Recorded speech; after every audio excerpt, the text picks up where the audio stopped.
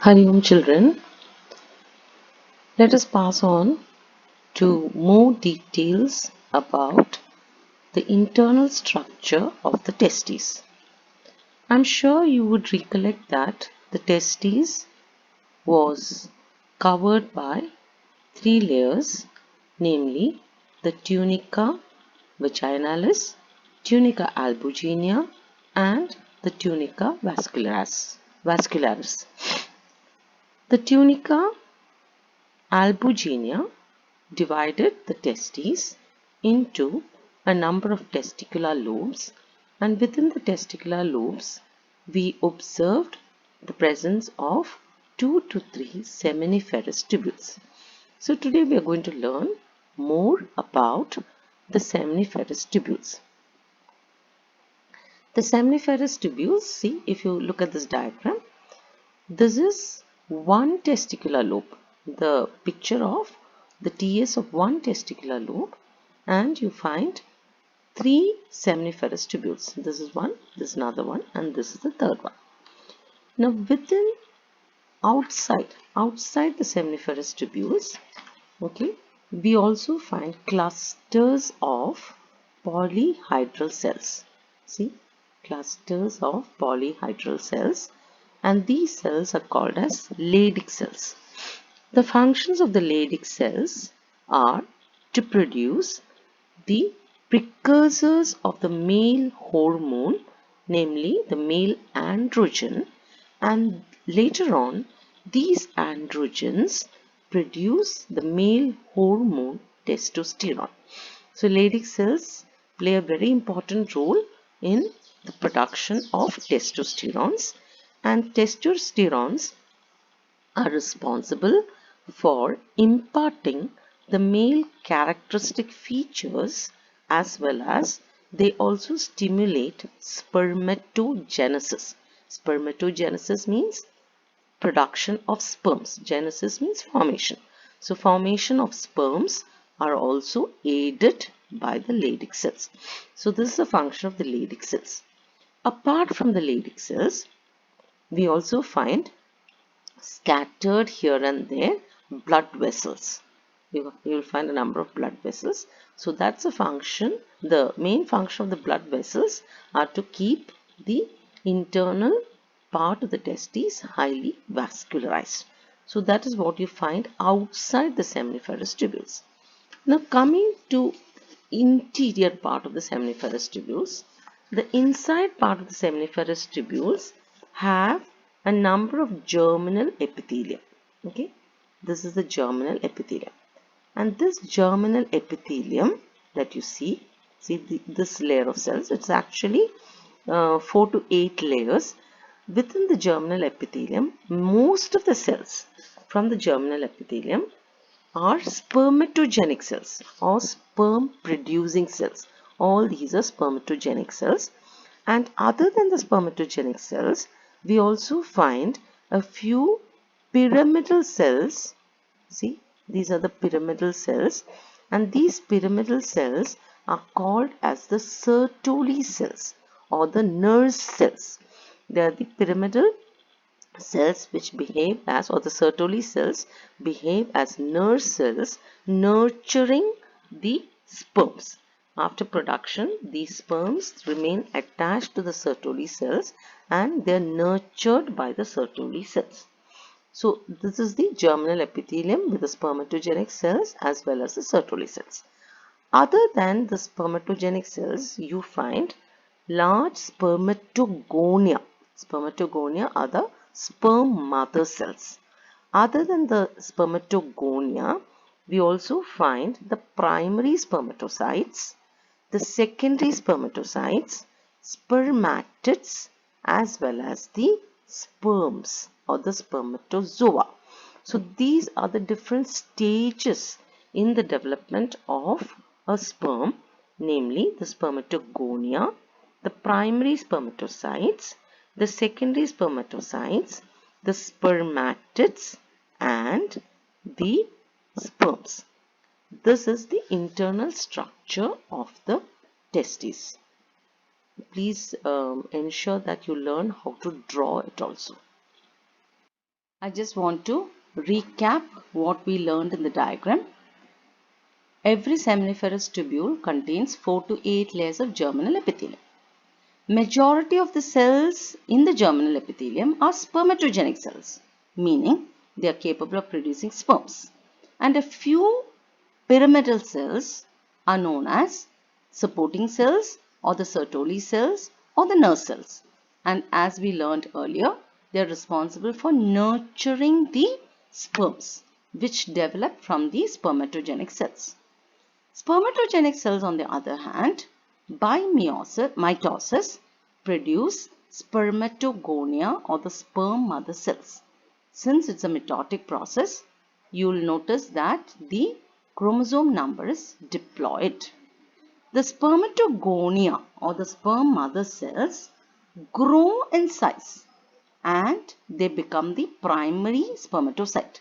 Since it's just a growth process, the chromosome number is still diploid.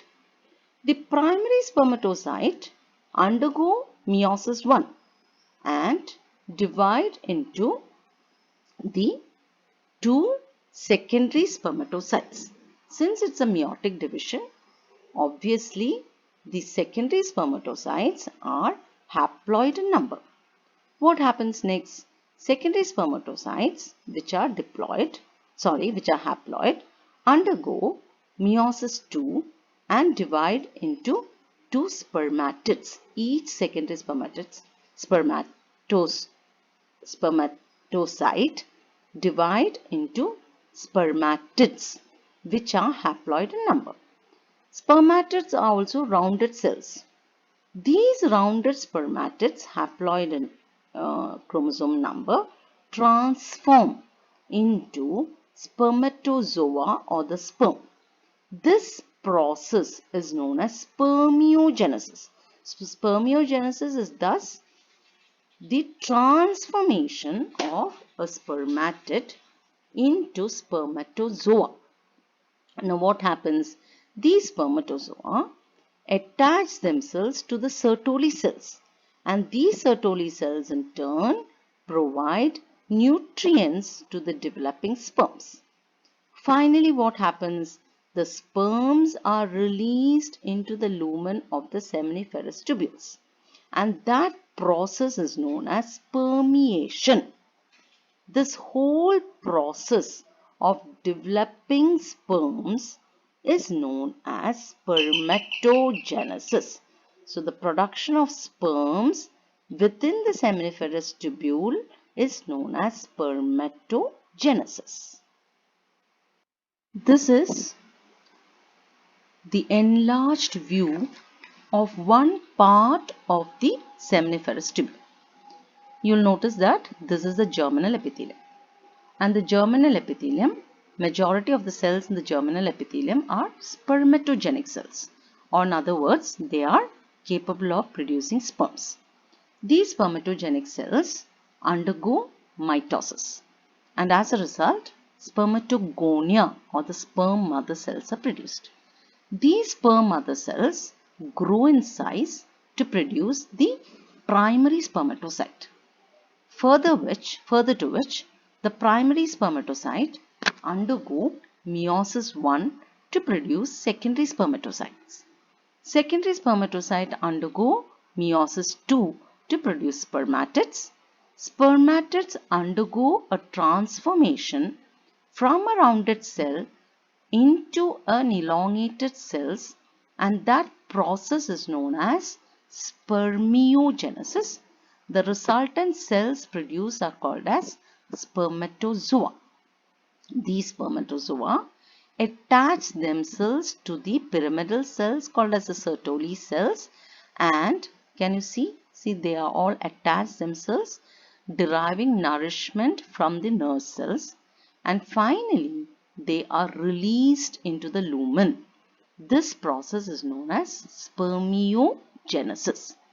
So this is the structure of the internal structure of a seminiferous tubule, and it's an enlarged view of the seminiferous tubule. These are the accessory glands A pair of seminal vesicles. Now this is a lateral view and hence this may either be the right and correspondingly on the other side you may find the left seminal vesicle. So there is a pair of seminal vesicle. Then there is one single prostate gland. This is the prostate gland, and similarly there is a pair of Cowper's gland. One on this side, one on the other side.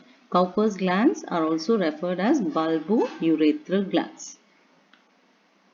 So the accessory male sex glands are a pair of seminal vesicles which produce a fluid, and this fluid actually contributes to almost 60 to 70% of the semen.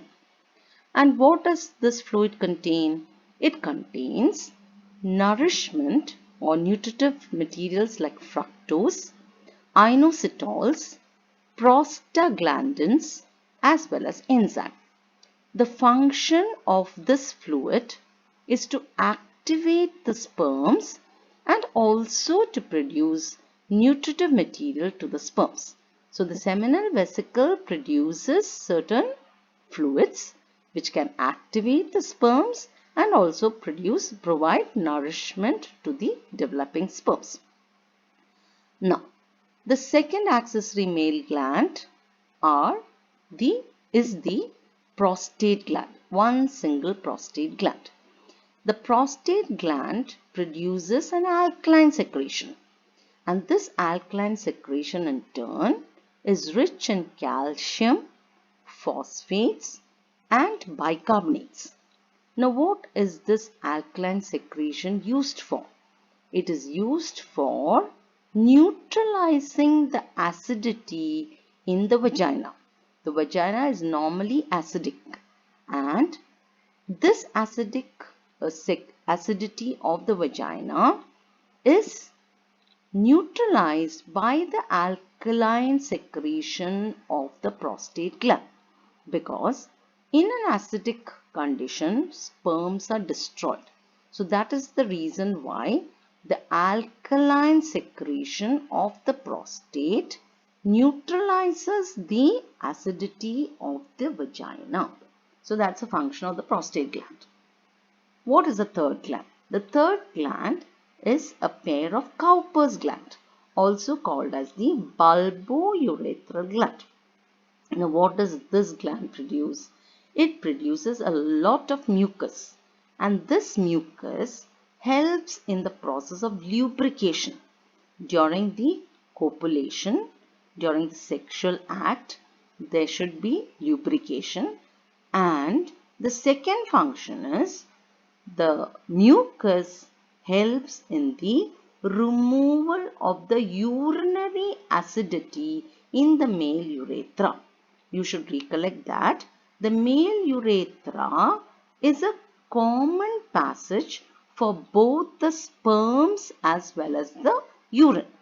And urine being acidic always creates an acidity in the urinary tract. This acidity must be neutralized. So neutralization happens by the presence of the mucus produced by the Cowper's gland, because here again male acidic condition in the urinary tract may destroy some of the sperms. So in order to neutralize the male neutralize the acidity in the male urethra, we have the mucus which is produced by the Cowper's gland. So all these three are called as the accessory male sex glands, and it has individual functions. Let us now discuss what is the semen. Semen is an alkaline fluid, and this alkaline fluid is actually a combination of secretions produced by the seminal vesicles, the prostate gland and the Cowper's gland, along with the sperms which is produced by the seminiferous tubules. So semen contains sperms as well as the secretions from the male accessory glands. Together is known as the semen. Now, every time a human male ejaculates, there is almost 2 to 3 ml of semen produced, and this semen accounts for almost 200 to 300 million sperms in a healthy human male. So every 2 to 3 ml of semen contains 200 to 300 million sperms along with the secretions of these three glands.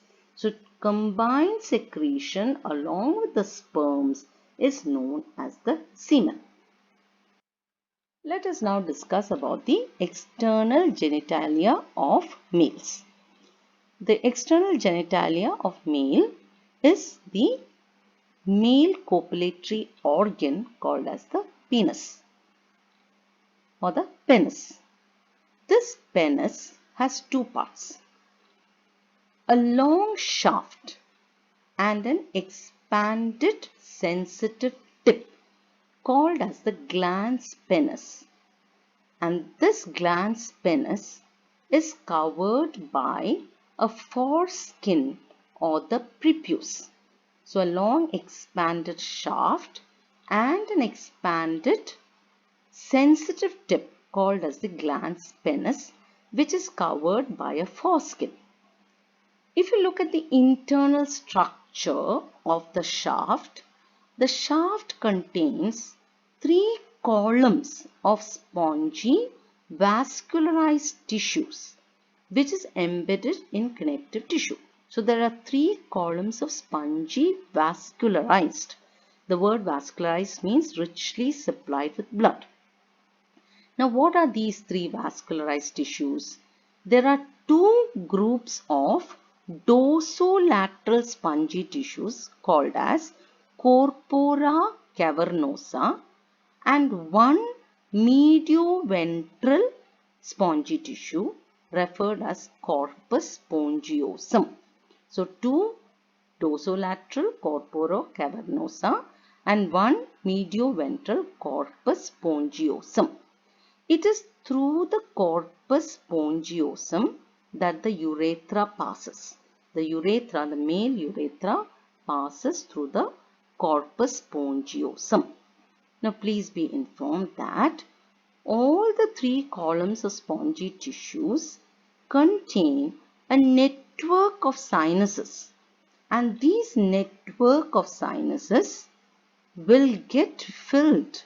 It is filled with blood during a sexual stimulation, and that filling of blood causes an erection in males during sexual stimulation, and this erection in turn is important during the act of copulation.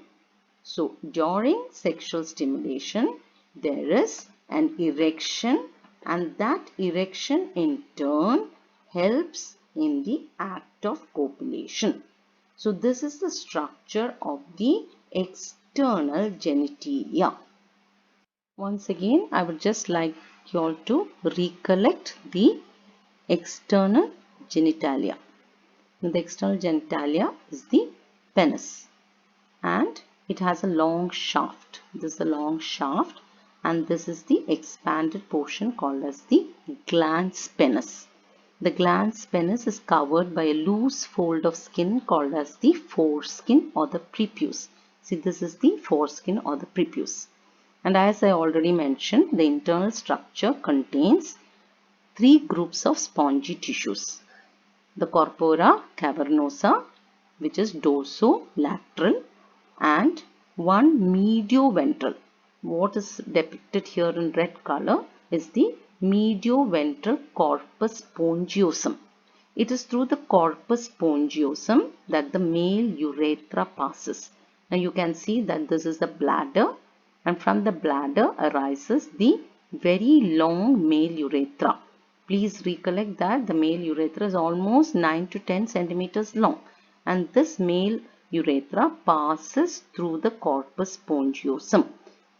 All the three groups of spongy tissue contains is highly vascularized and it gets filled with blood during sexual stimulation, leading to erection, which is very important during the act of copulation.